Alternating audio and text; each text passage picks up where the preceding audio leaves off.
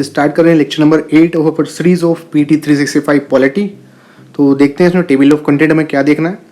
तो फर्स्ट है हमारे पास नेशनल पॉपुलेशन रजिस्टर, फिर हम डिस्कस करेंगे नेशनल वाइड एनआरसी के बारे में, और जो CAA है हमारा सिटीजनशिप अमेंडमेंट एक्ट, फिर देखेंगे schedule caste and tribe prevention of atrocity act का, फिर आधार रिपोर्ट देखेंगे, फिर हम डिस्कस करेंगे आधार एंड अदर लॉज जो अमेंडमेंट एक्ट है 2019 का। तो स्टार्ट करते हैं विदाउट वेस्टिंग टाइम। जो हमारा फर्स्ट आर्टिकल है इसमें जो नेशनल पॉपुलेशन रजिस्टर, तो ये न्यूज़ में क्यों है? बिकॉज रिसेंटली गवर्नमेंट ने डिसाइड किया है कि वो प्रिपेयर करेगी एक नेशनल पॉपुलेशन रजिस्टर सितंबर 2020 तक। उसने एक फाउंडेशन दी है इसकी। अब डाटा कलेक्ट क्या किया जाता है कि जो NRPR है वो कलेक्ट करता है बोथ डेमोग्राफिक और बायोमेट्रिक डाटा, और जो डेमोग्राफिक डाटा होता है वो 15 डिफरेंट कैटेगरीज को देखता है, रेंजिंग फ्रॉम कि क्या नाम है, क्या प्लेस ऑफ बर्थ है, क्या एजुकेशन है, क्या अकरेंस है, आपका ऑक्यूपेशन है। और जो बायोमेट्रिक डाटा है वो आधार के ऊपर डिपेंड करता है, जो आधार की डिटेल्स हैं कि ऑफ द रेजिडेंट वो लेता है वो। और while registering with the NPR, वो रजिस्टर करना NPR से वो मैंडेटरी प्रोविजन है, वेरी इंपॉर्टेंट। लेकिन जो इन्फॉर्मेशन देना है पैन कार्ड की, आधार कार्ड, ड्राइविंग लाइसेंस और वोटर ID, ये सभी वॉलेंट्री है, आपकी इच्छा है आप दें या ना दें। नेक्स्ट है कि इसके बारे में NPR के बारे में पढ़ लेते हैं कि तो ग्रुप ऑफ मिनिस्टर जिन्हें GOM भी बोलते हैं, काउंसिल ऑफ मिनिस्टर में भी हमने डिस्कस किया, ये क्रिएट किए गए थे। इन्होंने क्रिएट किया कारगिल के वॉर के बाद, एक रिकमेंड किया कंपल्सरी रजिस्ट्रेशन सभी रेजिडेंट इंडिया का, कि जिससे कि फैसिलिटेट हो सके एक नेशनल रजिस्ट्रेशन ऑफ सिटीजनशिप और इलीगल माइग्रेशन को कम किया जा सके, ख़त्म किया जा सके। तो जहाँ 2010 के अंदर जो रजिस्टर जनरल है इंडिया का, उसने डाटा को कलेक्ट किया नेशनल पॉपुलेशन रजिस्ट्री के रिगार्डिंग। और इसमें हम डिस्कस, आपको ये डिफरेंस पता होना चाहिए नेशनल पॉपुलेशन रजिस्टर और जो नेशनल रजिस्ट्रेशन ऑफ सिटीजन होगा। तो पॉपुलेशन में इसमें जो दोनों ही आते हैं, यहाँ पे पॉपुलेशन है बड़ा वर्ड है, जो रजिस्ट्रेशन ऑफ सिटीजन है उसमें केवल इंडियन रेजिडेंट आते हैं, लेकिन पॉपुलेशन में इंडियन रेजिडेंट प्लस फॉरेनर्स दोनों इंक्लूड होते हैं। और जो NPR इसमें यूजुअल रेजिडेंट इंक्लूड होते हैं, और जो यूजुअल रेजिडेंट की डेफिनेशन है मिनिस्ट्री ऑफ होम अफेयर ने वो दी गई है। तो वो होते हैं पर्सन जो लोकल एरिया में एटलीस्ट 6 मंथ के लिए रहे हो, या उनका इंटेंशन हो उस लोकेशन में रहना अगले 6 महीने के लिए। जो NPR है वो प्रिपेयर करता है provision regarding the citizenship act 1955 का, और जो सिटीजनशिप का जो रूल है 2003 का, जो बात करता है रजिस्ट्रेशन सिटीजन की, और इशू करता है नेशनल आइडेंटिटी कार्ड्स को। अब जो 1955 का एक्ट था उसने अमेंड किया 2004 में, जो अमेंड हुआ था वो उसने सेक्शन 14A इंसर्ट किया। तो वो क्या कहता है कि जो सेंट्रल गवर्नमेंट है वो मेक कंपलसरी रजिस्टर, कि सेंट्रल गवर्नमेंट कंपलसरी रजिस्टर करेगी सभी सिटीजन जो इंडिया के हैं, और इशू करेगी नेशनल आइडेंटिटी कार्ड को। और जो सेंट्रल गवर्नमेंट है वो मेंटेन करेगी एक नेशनल रजिस्ट्रेशन ऑफ सिटीजन या NRIC। एंड फोर्थ पर्पस ये एस्टेब्लिश करेगी एक अथॉरिटी को जिसको NRA बोला गया, that is national registration authority. और टोटल जो यूनिवर्सल डाटा होगा वो पहले वेरीफाई किया जाएगा कि ड्यू टू वेरीफिकेशन, उसके बाद ही जो रजिस्ट्रेशन जो इस डाटा के अंदर डाला गया है, और जो NPR है वो लोकल, सब डिस्ट्रिक्ट और नेशनल लेवल पे ही कंडक्ट किया जाएगा। और ये जो भी फर्स्ट फेज का जो सेंसस है 2021 का, उसके कॉन्जुगेशंस में होगा, और जो by the office of registrar general of India, किस मिनिस्ट्री में? होम मिनिस्ट्री के अंदर। जो असम में इसमें इंक्लूड नहीं है बिकॉज वहाँ पे NRC हो चुका है। और इसने जो प्रपोज भी किया, इट ऑल्सो प्रपोजल रखा है कि इशू करेगा रेजिडेंट आइडेंटिटी कार्ड सभी यूजुअल रेजिडेंट को इन द NPR जो 18 ईयर एज के।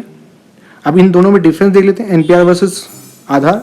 तो जो डाटा कलेक्ट होता है NPR से वो UIDAI को भेजा जाता है फॉर द डुप्लीकेशन और इशू ऑफ आधार नंबर, जो ये unique identification department authority of India है। अब वॉलेंट्री और मैंडेटरी के बीच में देख लेते हैं कि ये कंपलसरी है सभी रेजिडेंट के लिए कि वो रजिस्टर करेंगे NPR के अंदर, लेकिन जो UIDAI में रजिस्ट्रेशन है वो वॉलेंट्री, आपकी इच्छा है। और जो UIDAI मात्र नंबर है लेकिन NPR रजिस्टर है। Second point clear. थर्ड है कि ऑथेंटिकेशन वर्सेस आइडेंटिफिकेशन। जो UID नंबर है वो सर्व करता है एज अ ऑथेंटिकेटर ड्यूरिंग कि जैसे कि भीम ऐप होती है सब जगह, जो UID नंबर ट्रांजेक्शन के रिगार्डिंग, लेकिन जो NRC है वो एज अ एक आपका सिग्निफाई करता है कि आप किस कंट्री के रेजिडेंट है और सिटीजनशिप कहाँ की है आपके पास। जो UID वर्सेस जो रजिस्टर जनरल ऑफ इंडिया है उसके बारे में दिया गया कि UID रिस्पॉन्सिबल है कि एनरोल करेगा इंडिविजुअल को UID स्कीम्स के अंदर, और जो रजिस्टर जनरल है वो रिस्पॉन्स करता है उसका है कि जो NPR स्कीम के अंदर एनरोल करना। अब डोर टू डोर में क्या है कि जो आप देखते हैं कि जो आधार के लिए आपको जो आधार सेंटर्स हैं वहाँ पे जाना पड़ता है, लेकिन जो ये NPR है इसमें आपके जो डोर टू डोर घर पे आके ही वो सब डिटेल्स ली जाती हैं। अब पूरा डॉक्यूमेंटेशन और सेंसर डिटेल दी गई है कि जो UID है वो कुछ प्रायर जो डॉक्यूमेंटेशन होता है, आइडेंटिफिकेशन उनके बेसिस पे होता है, लेकिन एनपीआर आपकी जो सेंसस होता है उसके बेसिस पे होता है। अब जो रिलेटेड न्यूज़ क्या है कि जो कैबिनेट ने क्लियर किया सेंसस 2021 का, जो सेंसस था 1948 का और जो सेंसस रूल है 1990 का, उसने प्रोवाइड किया legal framework for the conduct of census. और जो सेंसस है 2021 का वो 16th सेंसस है हमारी कंट्री का। वही डेसिनियल है, मीन्स 10 ईयर के बाद होता है। पॉपुलेशन सेंसस है, ये स्टार्ट हुआ था 1972 के अंदर। ध्यान रखेंगे किस वायसराय के अंदर, मायो, लॉर्ड मायो। तो न्यू इनिशिएटिव क्या लिए गए 2021 में कि मोबाइल ऐप का यूज़ किया जाएगा, ऑनलाइन किया जाएगा, सेल्फ इन्यूमरेशन की ये जो सेंसस से पहले होता है उसको बोलते हैं ये इन्यूमरेशंस, और सेंसस मॉनिटरिंग और management portal as a single source use किया जाएगा। अब ये डिफरेंट कैसे है सेंस एनपीआर से कि सेंसस एक माइक्रो नहीं मैक्रो एक्सरसाइज है। इसमें जो है कि इंडिविजुअल की आइडेंटिटी मैटर नहीं करती कि ये टोटल आपके घर में कितने मेंबर है ये पूछेगा, लेकिन जो एनपीआर है ये इंडिविजुअल मैटर करता है। और जो सेंसस डाटा है कॉन्फिडेंशियल क्लोज है, इसके अंदर ये प्रोटेक्टेड है कॉन्फिडेंशियल क्लोज से। तो गवर्नमेंट एक आपसे कमिटमेंट करती है कि वो रिवील नहीं करेगी कोई भी इन्फॉर्मेशन जो इंडिविजुअल की आप इसको प्रोवाइड करेंगे। नेक्स्ट देखते हैं आर्टिकल जो नेशनल वाइड एनआरसी। तो ये न्यूज़ में क्यों है, because recently government of India ने सिग्नल क्या दिया है कि उसका इंटेंशन नहीं है कि कैरी करना एक nation wide national registration of citizen. अब एनआरसी के बारे में पढ़ लेते हैं कि एनआरसी एक लिस्ट है सभी लीगल सिटीजन हमारी कंट्री के, जो एक नेसेसरी डॉक्यूमेंट है। अर्लियर जो सुप्रीम कोर्ट का ऑर्डर को फॉलो करते हुए गवर्नमेंट ने कंडक्ट किया था एनआरसी का अपडेशन एक्सरसाइज असम के अंदर, और एज अ रिजल्ट जो 19 लाख एप्लीकेंट थे उनको इस लिस्ट से बाहर कर दिया गया कि वो फेल हो गए, नाकामयाब रहे इस लिस्ट में आने से। अब क्राइटेरिया क्या है कि सिटीजनशिप डिटरमाइन करना, तो इसमें आप एक ट्रिक याद रखेंगे, डेट इज़ OEB। तो हम एक टाइमलाइन बनाएंगे और ऑलरेडी आप अपनी नोटबुक में नोट्स में बना के रखेंगे कि जो सिटीजनशिप एक्ट है 1955 का वो स्टेट करता है कि कोई भी पर्सन जिसका जन्म हुआ हो ऑन एंड बिफोर कि 26 जनवरी 1950, तो आप ऐसे एक लाइन बनाएंगे कि यहाँ पे 20 डेट फर्स्ट लिखेंगे, सेकंड डेट लिखेंगे 1 जुलाई 1987, तो इसमें मार्क करेंगे O। तो इसमें आप देखेंगे कि कोई भी इसके जो पेरेंट्स हैं उसकी रिक्वायरमेंट नहीं है। नेक्स्ट है कि जब इस डेट से कि 1 जुलाई 1987 से 2003 का जो एक्ट है इसके बीच में जब वो जन्म लेता है ऑन एंड आफ्टर, तो उसमें जो टर्म कंडीशन है वो E है, means either of its parent. तो चेक करेंगे yes either of its parent, यहाँ पे आप E लगाएंगे। नेक्स्ट देखेंगे जो 2003 के बाद हुआ है तो यहाँ पे B लगाएंगे। यहाँ पे देखेंगे कि बोथ ऑफ हिज पेरेंट, किसमें लिखा होगा both of his parent are born in India. तो ये छोटी सी ट्रिक्स आपको सारे क्वेश्चन आपके बन जाएंगे मोस्टली इसके रिगार्डिंग। और केवल एक्सेप्शन क्या है इसमें कि जो असम है वेयर एज पर 1985 का जो असम अकॉर्ड था, जो फॉरनर्स है वो जो स्टेट में आए 24 मार्च 1970 जो 1 है इस तक इतने से पहले आ चुके, उन्हें as a Indian citizen register कर दिया गया। और इसके जो भी प्रोविजन है वो देख लेते हैं। असम अकॉर्ड और एनआरसी इन असम, तो मेमोरेंडम ऑफ सेटलमेंट साइन किया गया between the representative government of India के और जो लीडर्स थे असम गवर्नमेंट के। तो ये राजीव गांधी की जो गवर्नमेंट थी उनके टाइम पे था दिल्ली के अंदर ऑन 15 अगस्त 1987 में। अब जो सिटीजनशिप एक्ट है ऑफ 1955 वो अमेंड करता है, आफ्टर द अमेंड हुआ after the Assam accord, as per which जो सभी इंडियन ओरिजिन के लोग हैं जो बांग्लादेश से आते हैं फ्रॉम जनवरी 1 1966 से उन्हें कंसिडर किया जाता है एज ए सिटीजन। और जो 1 जनवरी, तो इसकी भी आप ऐसी ही टाइमलाइन बनाएंगे और अपने नोट्स में कि पहले 1 जनवरी 1966 से लेके उससे पहले आता है तो वो एज अ कंसिडर किया जाता है citizen.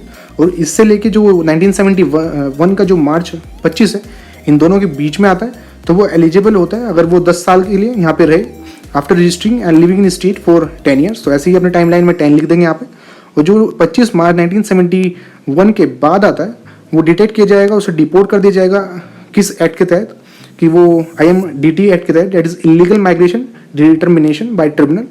And it also talk about the deletion of foreigners name from the electoral roll की जो वोटिंग लिस्ट है कि जो असम अकॉर्ड है और एनआरसी इन असम है, ये बात भी करता है कि जो फॉरेनर्स का नाम है वोटर लिस्ट से रिमूव करने की। जो एनआरसी वो अपडेट हुआ असम में as per the Assam accord.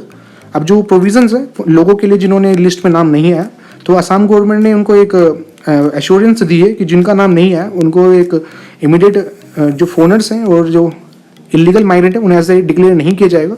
उनको उनकी जो सुनवाई होगी उन्हें एज अ फॉरेन ट्रिब्यूनल में अलाउ किया जाएगा कि वो रजिस्टर कर सकते हैं प्रोटेस्ट। और ये इसके बाद भी अगर संतुष्ट नहीं होते तो हाई कोर्ट और सुप्रीम कोर्ट में फर्दर अपील कर सकते हैं। State government free legal aid देगी इन पुअर्स को जो फाइन नहीं करते अपना नेम उस लिस्ट के अंदर। फर्दर जो फॉरेनर एक्ट है 1946 का कि जो बर्डन है कि वेदर कि प्रूव करना इंडिविजुअल वो सिटीजन है या नहीं है, तो ये जिम्मेदारी इंडिविजुअल एप्लीकेंट की है, स्टेट की नहीं है। डाउटफुल और डीवी वोटर्स की जो भी ये कौन डिसाइड करेगा, ये यहाँ पे दिया गया फॉरेनर ट्रिब्यूनल डिसाइड करेगा। अब रिलेटेड न्यूज़ क्या है कि रिसेंटली जो फॉरेनर ट्रिब्यूनल है ऑर्डर 1964 का, वो अमेंडेड हुआ कि जिसने एम्पावर किया जो डीएम होता है, डिस्ट्रिक्ट मजिस्ट्रेट, जो आईएएस ऑफिसर होता है सभी स्टेट और यूटीज़ के, कि वो फॉरेनर ट्रिब्यूनल सेटअप करेंगे। और जो फॉरेनर ट्रिब्यूनल के बारे में पढ़ लेते हैं कि ये एस्टेब्लिश हुआ था किस ऑर्डर के तहत, फॉरेनर ट्रिब्यूनल ऑर्डर 1964 का, मिनिस्ट्री ऑफ होम अफेयर के थ्रू अंडर फॉरेनर एक्ट 1946 का। और ये सेटअप किया गया जिससे डिसाइड करते हैं कि वेदर पर्सन जो है वो रह रहा है इलीगली इंडिया के अंदर, फॉरेनर है या नहीं, as per the foreigner act. Recent जो अमेंडमेंट ऑर्डर थे वो एम्पावर करते हैं इंडिविजुअल को कि वो अप्रोच करेंगे ट्रिब्यूनल को। अर्लियर ओनली जो स्टेट एडमिनिस्ट्रेशन है वो ही ट्रिब्यूनल को मूव कर सकता था अगेंस्ट द सस्पेक्ट, लेकिन अब जो इंडिविजुअल है वो भी अप्रोच कर सकता है ट्रिब्यूनल को। नेक्स्ट देखते हैं सिटीजनशिप अमेंडमेंट एक्ट। तो ये हमारा करंट में टॉपिक काफ़ी इंटरेस्टिंग रहा है, तो डिस्कस कर लेते हैं कि न्यूज़ में क्यों है कि रिसेंटली जो पार्लियामेंट ने इनेक्ट किया सिटीजनशिप अमेंडमेंट एक्ट, और 1955 के जो भी अमेंडमेंट इसमें कर दिए गए। तो फर्स्ट बैकग्राउंड क्या है कि आर्टिकल 11 हमारे संविधान का एम्पावर करता है पार्लियामेंट को कि वो प्रोविजन बना सकती है with respect to the acquisition और टर्मिनेशन ऑफ सिटीजन, वो सभी मैटर में सिटीजनशिप्स के रिगार्डिंग है। और जो सिटीजनशिप एक्ट है 2003 का, वो प्रोवाइड करता है कि जो इलीगल माइग्रेंट है वो एलिजिबल नहीं है अप्लाई करने के लिए एज अ सिटीजनशिप। दो तरीके से, जिसे ट्रिक से याद करेंगे आप, IRN कि इलीगल माइग्रेंट ना ही रजिस्ट्रेशन से ना नेचुरलाइजेशन से अप्लाई कर सकते हैं। जो सेक्शन 2 का सब क्लोज 1 का B है सिटीजनशिप एक्ट 1955 का, वो डिफाइन कर रहा है इलीगल माइग्रेंट को एज अ फॉरेनर जो इंडिया में या हमारी कंट्री में एंटर कर गए हैं, उनके पास वैलिड डॉक्यूमेंट तो है नहीं, उनके पास वैलिड डॉक्यूमेंट नहीं है, और या उनके पास वैलिड डॉक्यूमेंट है लेकिन उसके अंदर जो टाइम पीरियड लिखा हुआ है कि हमारी कंट्री में उस इतने टाइम पीरियड के लिए रह सकते हैं, वो एक्सपायर हो चुका है। अब की प्रोविजन क्या है इस एक्ट में वो डिस्कस कर लेते हैं कि ये जो अमेंडमेंट है प्रोवाइड करता है इलीगल माइग्रेंट को जो 4 कंडीशन फुलफिल करते हैं। पहले की जो हिंदू मुस्लिम्स, ये मुस्लिम्स को छोड़ के जितनी भी ये रिलीजन है कि हिंदू, सिख्स, बुद्धिज्म, जैन, पारसी और क्रिश्चियन, ये सभी, और ये अफगानिस्तान, बांग्लादेश और पाकिस्तान से आए हुए हैं और ये इंडिया में एंटर करते हैं बिफोर 31 दिसंबर 2014। और सर जो ट्राइबल एरियाज हैं इनसे नहीं होने चाहिए, ये असम, मेघालय, जो ATM M से आपको ट्रिक्स याद किया हुआ है, 6 शेड्यूल के हैं हमारे, और ILP में भी नहीं होने चाहिए। इसमें 3 दिए गए लेकिन एक और है, आपको कमेंट में लिखना है, रिसेंटली जो जनवरी में ऐड हुआ था। और जो ट्राइबल एरिया है इसमें जो कर्बी एंग्लो का है असम के अंदर, गैरो हिल्स मेघालय के अंदर, जो चकमा डिस्ट्रिक्ट है मिजोरम के अंदर, और त्रिपुरा की जो ट्राइबल एरिया डिस्ट्रिक्ट्स हैं ये भी इंक्लूड है, ये ट्राइबल एरियाज भी। और जो सभी लीगल प्रोसीडिंग है इन टाइप की जो पर्सन ऊपर दिए गए ये बंद कर दी जाएगी। और नेचुरलाइजेशन का पीरियड भी 11 से 5 साल कर दिया गया अबव कैटेगरी ऑफ माइग्रेंट्स के लिए। और इसके लिए जो कंडीशन है ऑलरेडी लक्ष्मीकांत में डिस्कस कर दी गई है। और 1955 का जो एक्ट है वो सिटीजनशिप अलाउ करता है नेचुरलाइजेशन से, लेकिन उसके लिए क्या क्वालिफिकेशन चाहिए कि ये पर्सन इंडिया का रेजिडेंट हो या सेंट्रल गवर्नमेंट में सर्विस में काम कर रहा हो लास्ट 1 साल से, या एटलीस्ट वो यहाँ पे रह रहा हो 11 साल के लिए in the preceding 14 year, total 14 year में से कि 11 साल हो यहाँ पे। अब ग्राउंड ऑफ कैंसिलेशन क्या है OCI रजिस्ट्रेशन का, कि अमेंडमेंट प्रोवाइड करता है कि जो सेंट्रल गवर्नमेंट है वो कैंसिल कर सकती है OCI का रजिस्ट्रेशन। अब अगर OCI जो है जो भी सिटीजनशिप एक्ट के प्रोविजन या सेंट्रल गवर्नमेंट द्वारा बनाए गए प्रोविजन उनका वोलेट करता है। अब इसमें आगे 5 प्रोविजन दिए गए हैं कि जिन पे इसका कैंसिलेशन होता है, वो है 4 कि डिससेटिस्फेक्शन कर रहा है, डिसअफेक्शन कर रहा है कॉन्स्टिट्यूशन का, किसी भी एनिमी ड्यूरिंग वॉर में उसमें एंगेज है, जो हमारी sovereignty of India, security of state और पब्लिक इंटरेस्ट के थ्रेड में, या विद इन 5 ईयर जो इसको कार्ड मिला है रजिस्ट्रेशन से उसके 5 साल में या 2 साल या उससे ज़्यादा इम्प्रिजमेंट जा चुका हो। अब जो एक्ट 1955 का ये एक्विजिशन ही प्रोवाइड करता है इन सभी मेथड से, birth, descent, registration, naturalisation, incorporation of territory. जिसने नहीं देखा हमारे लक्ष्मीकांत का सिटीजनशिप आप चैप्टर प्लेलिस्ट में देख सकते हैं।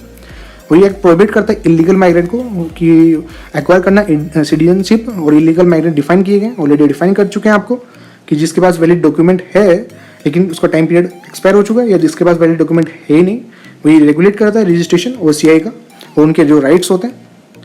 नेक्स्ट डिस्कस करते हैं आर्टिकल्स 6.7। इसमें हम डिस्कस करेंगे शेड्यूल कास्ट और tribe prevention of atrocity act. तो इन न्यूज़ में क्या रिसेंटली सुप्रीम कोर्ट ने अपहेल्ड किया है कि जो भी अमेंडमेंट किए गए थे गवर्नमेंट के द्वारा इन द शेड्यूल कास्ट और शेड्यूल ट्राइब प्रिवेंशन एक्ट 1989 का था, उसे अपहेल्ड करा गया। अब जो अमेंडमेंट क्या थे कि जो एंटिसिपेटरी बेल दी जाती थी under the schedule caste and tribe prevention of atrocity act 1989, उसको अगेंस्ट बार कर दी गई है, अब वो अवेलेबल नहीं है। और जो नया सेक्शन है 18A ये भी इंसर्ट किया गया, जिसने कि प्रिलिमिनरी इंक्वायरी के जैसे कि इनके जो भी राइट्स हैं इनको कुछ बोल दिया जाता है, कुछ मिसबिहेव कर दिया जाएगा रिगार्डिंग SC एंड ST, तो एक इंक्वायरी होती थी और एंटिसिपेटरी बेल भी मिलती थी, तो वो सभी प्रोविज़न ये हटा दिए गए और जो प्रायर अप्रूवल था वो भी अब ले लिया गया है। और in case under the atrocity act कोई भी प्रोसीजर अदर देन जो इस एक्ट में और सीआरपीसी में दिए गए वो अप्लाई नहीं होते। और सुप्रीम कोर्ट ने अपहेल्ड किया ये अमेंडमेंट, रिकॉलिंग अपने जो अर्लियर जो अमेंडमेंट हुए थे, जजमेंट दिए गए थे Subhash Kashinath Maharaj versus state of Maharashtra case में, जहाँ पे जो सुप्रीम कोर्ट ने डाइल्यूट किया था कि जो एससी और ट्राइब का जो प्रिवेंशन ऑफ एट्रोसिटी एक्ट है 1989 का, तो ये जो सेक्शन है 18 ध्यान रखेंगे। एंटिसिपेटरी बेल पे जो बार है वो आप ध्यान रखेंगे। नेक्स्ट इसके जो प्रोविज़न है वो देख लेते हैं कि जो schedule caste and tribe act 1989 का वो डिस्कस करते हैं कि 1955 के अंदर जो प्रोटेक्शन है सिविल राइट एक्ट की वो इनेक्ट किया गया था, जिससे कि फंडामेंटल वो जो social economic political cultural right है एससी और एसटी के उन्हें बचाया जा सके, प्रोटेक्ट किया जा सके। फर्दर इसको रिप्लेस कर दिया गया था एट्रोसिटी एक्ट 1989 से। अब जो एक्ट है ये प्रिवेंट करता है कि कोई भी ऑफेंस इनके अगेंस्ट में, कि इनकी जो रिस्पेक्ट के अगेंस्ट में, एससी के एसटी के अगेंस्ट में किसी अदर पर्सन जो एससी एसटी से बिलोंग नहीं करता उसकी बात हो रही है। और ये किस का फर्दरेंस मानते हैं कि जो भी अनटचेबिलिटी का प्रोविज़न है आर्टिकल 15 का, और इक्वालिटी है 14 और 15, और ये स्पेशल कोर्ट ट्राई के लिए एस्टेब्लिश करता है और रिलीफ के लिए भी, और इनके लिए भी जो भी विक्टिम्स है उसका रिहेबिटेशन ऑथराइज करता है सेंट्रल गवर्नमेंट को, क्योंकि कोई भी प्रोविज़न इनके रिगार्ड में उसके लिए रूल्स फ्रेम कर सकते हैं। और इसमें 22 ऑफेंस है टोटल, कि जिसमें चेक किया जाता है कि जो भी कमिट किया गया ऑफेंस इसमें अंदर आता है नहीं regarding the shattering the self respect और esteem of SC and ST, जो भी इनकी इकोनॉमिक पॉलिटिकल और सोशल राइट का अब्यूज़ कर रहा है।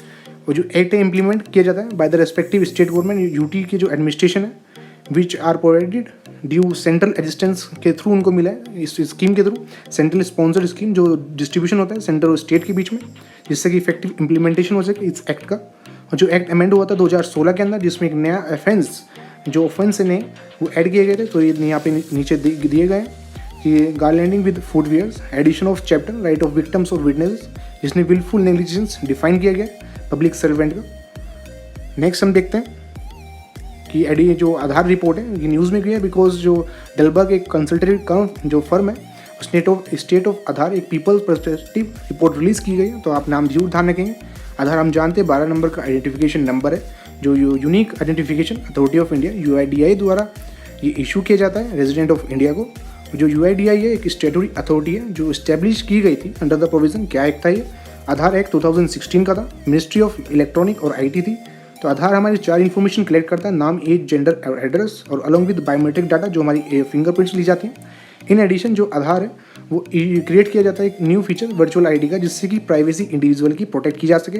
अब इंपॉर्टेंट ऑब्जेक्टिव इसका क्या है कि जो एक एफिशिएंट, ट्रांसपेरेंट और टारगेट डिलीवरी जो है वेलफेयर सर्विसेज की, उसके रिगार्डिंग स्टेट को प्रोवाइड कर सके कि जैसे कि पीएम किसान स्कीम है हमारे पास कि जो डायरेक्ट बैंक ट्रांसफ़र है उसमें जो 6000 ईयरली मिलते हैं, तो वो आधार के हेल्प से ही डायरेक्टली हो पा रहे हैं। फैक्ट क्या है कि जो 95% है अडल्ट उनके पास आधार है, वो 75% जो चिल्ड्रन है उनके पास आधार है, और 8% जो पीपल है उनके पास आधार नहीं है। और एस्टिमेट है वो टोटल 102 मिलियन पीपल, और 80% जो बेनिफिशियरी जिनके पास आधार है उनको लगता है कि ये मोर रिलायबल है पीडीएस में भी जो डिस्ट्रीब्यूशन सिस्टम होता है, एमजी नरेगास में भी, और जो सोशल पेंशन में भी है।